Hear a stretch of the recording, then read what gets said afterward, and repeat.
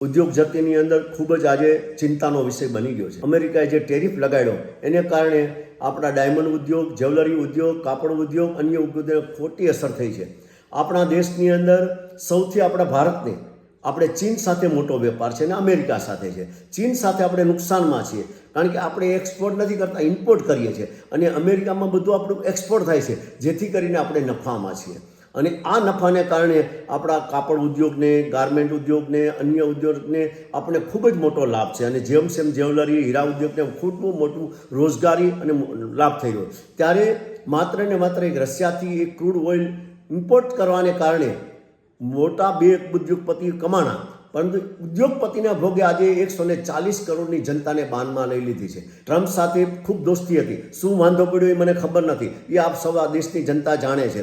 આ ઉદ્યોગપતિ કોણ છે તમે દેશની જનતા જાણે છે અને કોને હિસાબે જે ટ્રમ્પની હશે વાંધો પડ્યો ઉદ્યોગ દેશની જનતા જાણે છે.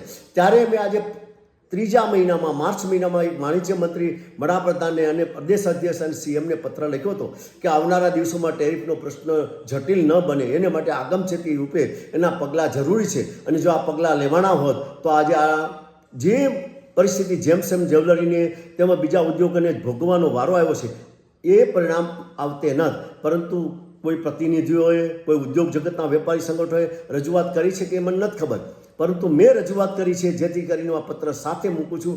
અને આવનારા દિવસોમાં આ વેપાર જગતને નિડરતાથી જાગવાની જરૂર છે. પ્રજાના પ્રતિનિધિઓને નિડરથી જાગી અને દેશની માટે લડવાની જરૂર, દેશની સમસ્યા માટે લડવાની જરૂર છે.